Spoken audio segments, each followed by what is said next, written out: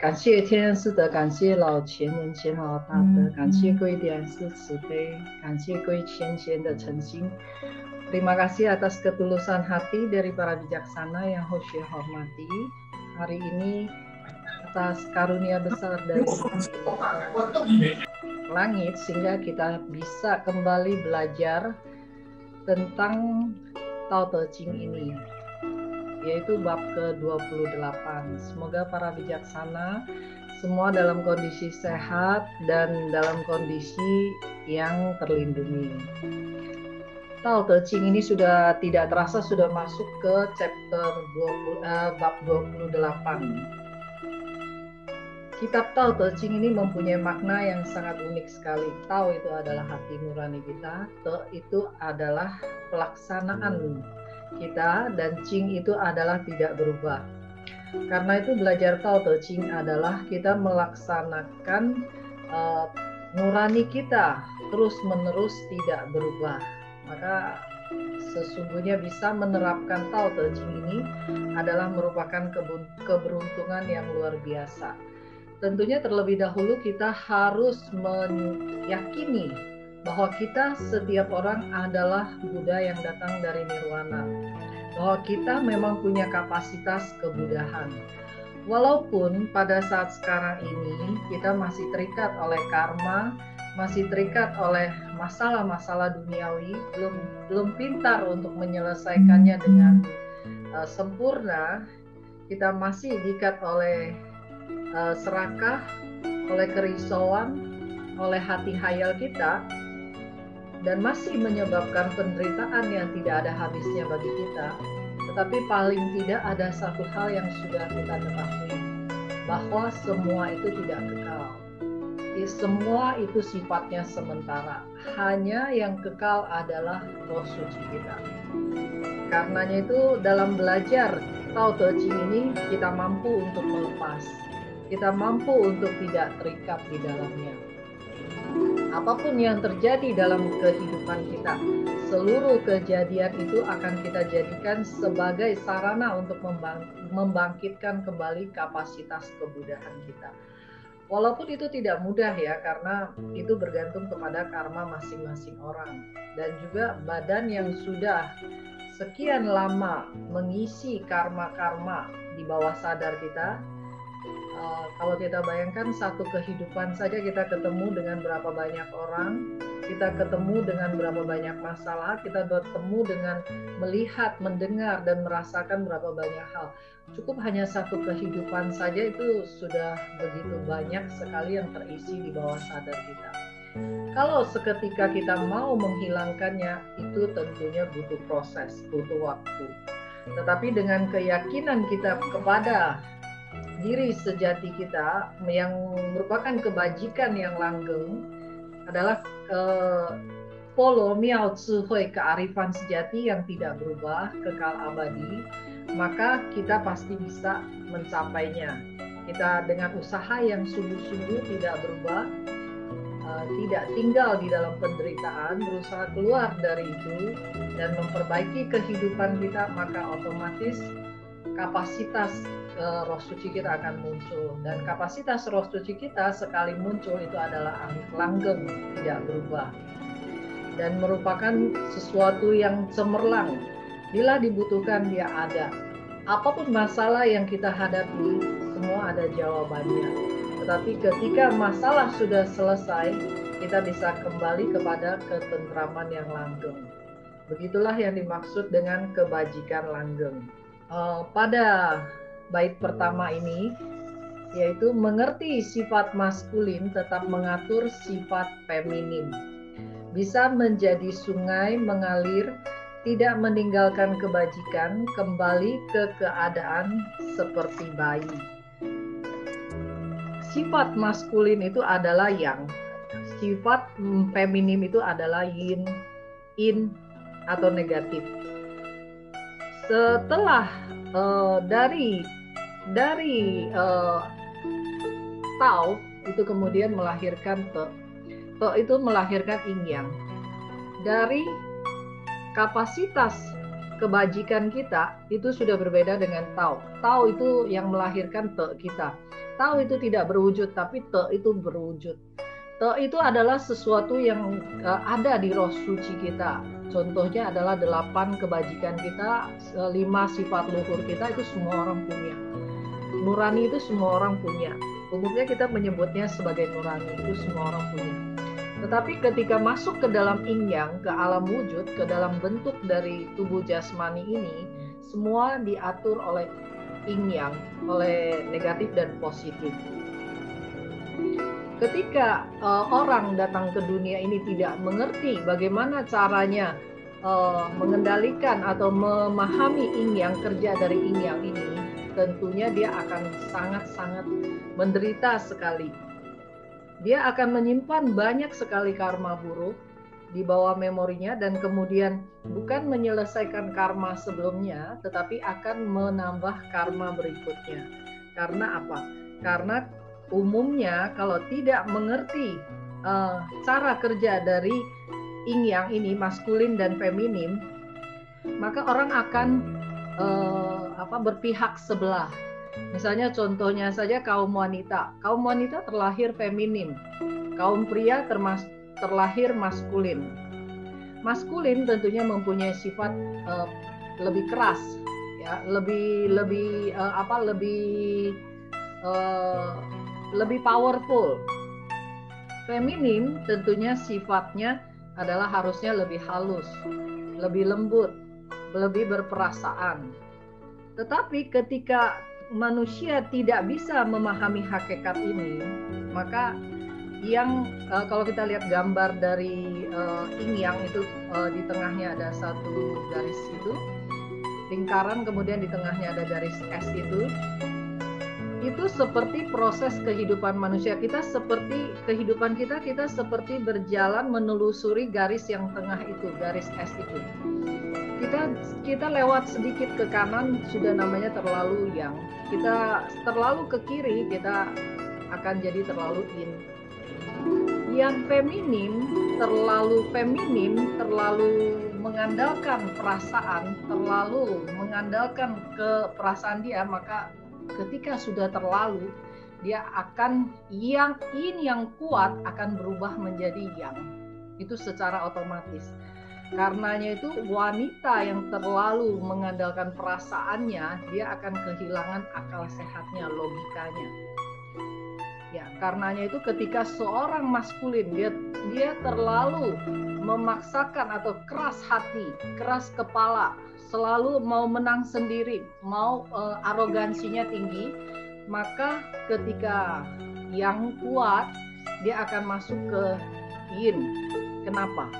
Dia akan kehilangan kapasitasnya sendiri, dia akan menjadi yang lemah, yang dikalahkan, yang kehilangan arah, yang stres sendiri. Jadi apabila orang tidak mengerti prinsip ini, hanya akan berputar-putar di sana, tidak memperbaiki karma sebelumnya, tetapi malah menambah karma dan terus-terusan menambah penderitaan hidupnya. Berkali-kali seperti itu, maka lama-lama kita akan kehilangan kapasitas dari roh suci kita. Karena baik maskulin atau feminim, kita menggunakan kapasitas dari roh suci kita. Sebelumnya sudah dijelaskan bahwa ketika kita panau, ketika kita ada kerisauan, yang pertama merisau itu melibatkan roh suci kita. Baru berikutnya ketika menjadi perbuatan melibatkan kesadaran pikiran dan kesadaran perasaan kita. Nah, karenanya itu roh suci yang akhirnya bertanggung jawab, karena badan dan 7 indera kita tidak mau bertanggung jawab. Yang penting kalau mau marah, kalau mau menggalau, kalau mau risau ya risau. Perasaan itu tidak berhenti dan berlarut-larut, tetapi ketika sudah menjadi masalah, ketika sudah menjadi persoalan, roh suci yang harus bertanggung jawab. Karenanya itu kalau kita mengerti memberikan peran kepada roh suci kita dengan negosiasi dengan badan kita ini. Ketika kita misalnya kita mau larut dalam kemarahan, kita jangan tinggal di dalam kemarahan kita. Jangan membiarkan diri kita larut dalam pikiran negatif kita.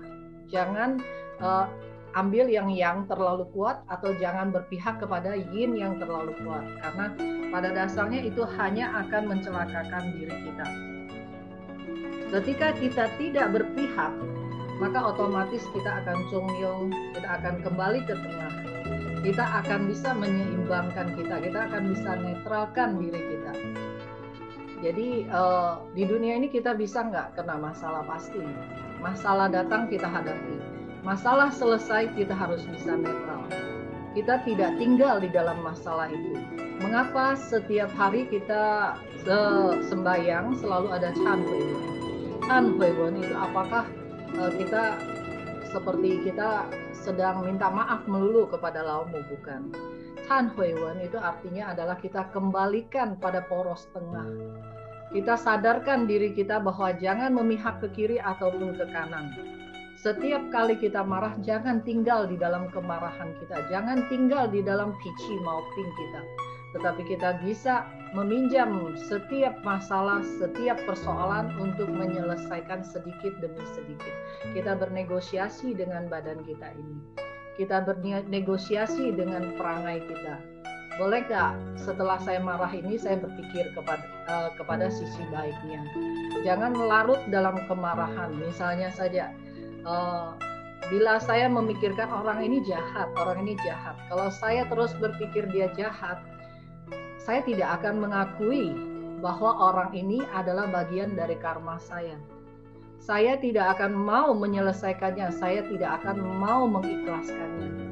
Ketika saya memancarkan hawa negatif kepada orang ini, misalnya karena di bawah sadar saya sudah ada pikiran keterikatan bahwa orang ini jahat, saya tidak suka dia menjahati saya, even itu anak ataupun suami ataupun istri kita akan menampilkan perangai yang kita tidak suka.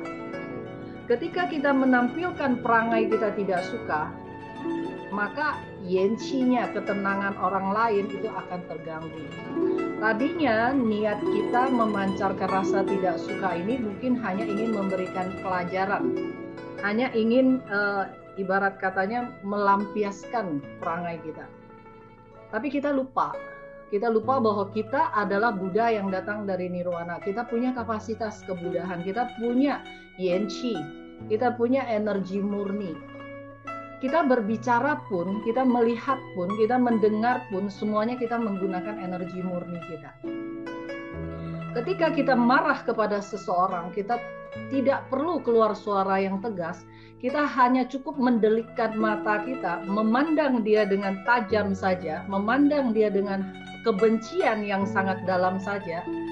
Sebenarnya itu sudah langsung merupakan energi yang akan menghantam pada kesadaran perasaan dia atau ciehun dia. Jadi kita sudah menjelaskan sebelumnya bahwa ciehun itu ada di jantung, di atasnya jantung ya. Jadi ketika dihantam ke sana, orang itu pecah yen-chi-nya. Ketika yen-chi-nya pecah, dia akan galau. Di dadanya itu akan timbul rasa yang sangat tidak enak, tidak balance, tidak suka. Yen-chi ini pada awalnya berfungsi untuk self protection, perlindungan diri ketika ada kondisi emergency. Misalnya orang sakit tiba-tiba, atau orang jatuh pingsan tiba-tiba, atau orang ada kondisi yang emergency, itu biasanya yen-chi itu yang dipakai. Tetapi ketika kita menghantam dengan energi kemarahan kita, atau kita sebut saja sa-chi, hawa marah kita,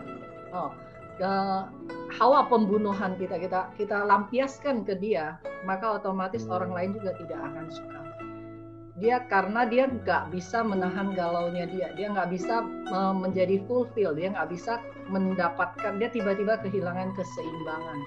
Ketika seseorang yen-chi-nya pecah, maka dia akan shishintongnian, dia akan gelagapan, dia akan tidak nyaman, dia akan berusaha melindungi diri dia. Kita memarahi dia dengan tujuan memberikan pelajaran. Tetapi Walaupun itu adalah untuk memberikan pelajaran atau mau memperjelas permasalahan, apabila dilakukan dengan melibatkan perangai kita, sesungguhnya kita menyebabkan karma yang mencelakakan orang lain. Tidak ada yang bisa terima, maupun itu anak, maupun itu istri, maupun itu suami. Siapapun kalau kita bilang, oh untuk kebaikan kamu saya marah, untuk kebaikan kamu saya mengomel, atau terus-terusan mencari cara untuk membuatnya menjadi tidak enak hati, maka sesungguhnya kita membuat orang itu singkongmin. Oleh Buddha dikatakan bahwa itu tidak sipe, itu tidak welasasi. Itu seharusnya tidak dilakukan.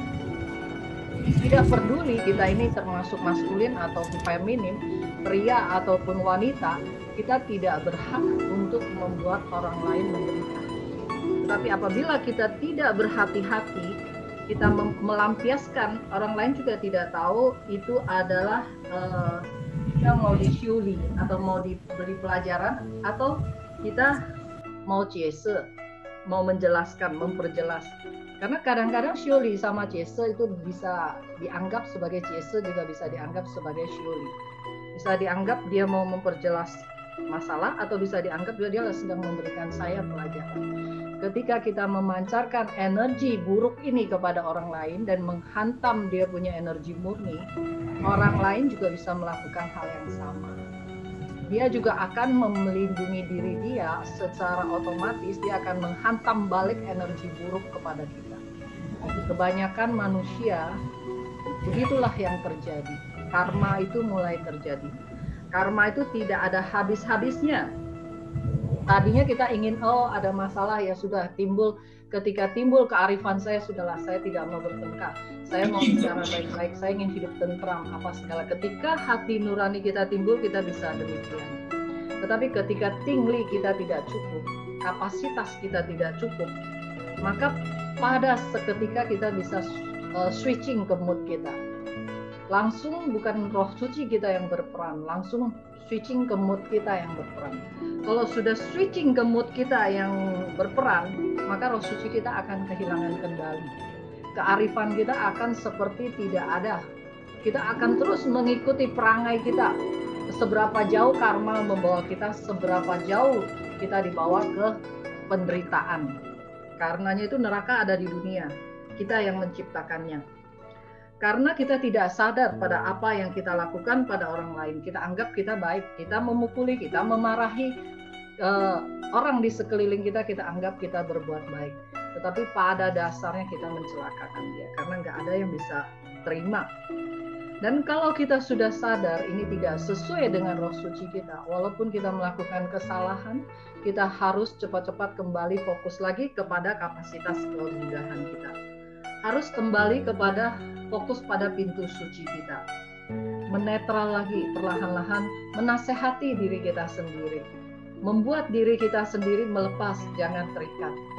Kalau bisa demikian kita belajar seperti air. Air yang mengalir itu dia selalu wajar, dia selalu bisa mengikuti kewajaran. Maka dikatakan, bila bisa mengatur yin yang dengan baik, dia akan seperti air. Air sungai itu tidak ada yang bisa menghentikan. Air itu akan mengalir mengikut, dia tidak melawan arus, dia akan mengalir dengan wajar. Ketika ada batu yang menghalangi pun, dia akan bisa melewatinya dengan tenang. Ketika ada lubang, dia akan mengisi lubang itu sampai penuh dulu, dengan ikhlas dia baru lewat. Begitu juga kita dalam menyelesaikan karma kita. Kita harus hadapi, ya kita hadapi, kemudian kita ikhlaskan. Kalau kita tidak ikhlaskan, itu kita tidak lewat. Seperti air yang tidak mau mengisi lubang yang harus dilewati, maka dia tidak akan bisa melewati lubang ini. Jadi demikianlah, kalau kita mengerti hakikat ini, maka kita tidak meninggalkan kebajikan, tidak meninggalkan nurani kita, tidak meninggalkan keluhuran. Bisa demikian, maka kita kembali kepada keadaan seperti bayi. Kebanyakan manusia itu setelah dewasa, dia sudah lupa dengan kapasitas yang diberikan Laumu ketika bayi. Ketika bayi, kita mempunyai Yenqi, energi murni. Kita punya Yenqing, saripati murni. Kita punya yeneng, yaitu kapasitas murni. Kenapa dikatakan demikian? Yenchi, anak kecil itu bernafas itu nggak pakai mikir. Anak kecil itu bernafas sangat wajar, tidurnya juga sangat mudah. Yenqing, anak kecil itu dia menangis berjam-jam pun itu tidak akan serak suaranya. Dia menggenggam tangannya, kita pun susah melepasnya karena itu ada kapasitas murninya. Tetapi setelah kita dewasa, kita menjadi melepas terlalu banyak kapasitas ini untuk urusan duniawi, untuk kesenangan duniawi, sehingga kita meninggalkan roh suci kita, tidak berperan sama sekali, hanya mengikuti tadi hati serakah kita, sifat hayal kita, dan perangai dan kebiasaan buruk kita. Anak bayi kalau menangis itu seperti olahraga ya, semakin dia menangis maka dia akan semakin sehat. Tetapi kalau kita orang dewasa menangis, maka chi kita bisa habis. Kebanyakan stres menangis, kita akan pingsan, akan kehilangan kapasitas. Karena itu Buddha melihat semua umat manusia itu adalah sama rata, tidak membedakan. Anak kecil juga demikian, anak bayi juga demikian. Melihat seluruh kehidupan itu adalah sama, menghargai seluruh kehidupan dan tidak memaksakan kehendak. Apabila kita tidak membiarkan 6 indera kita berperan terlalu menggila, maka kita juga akan tidak menghamburkan yenchi kita, energi murni kita, yenching kita, saripati murni, dan kita tidak menghamburkan kapasitas murni kita.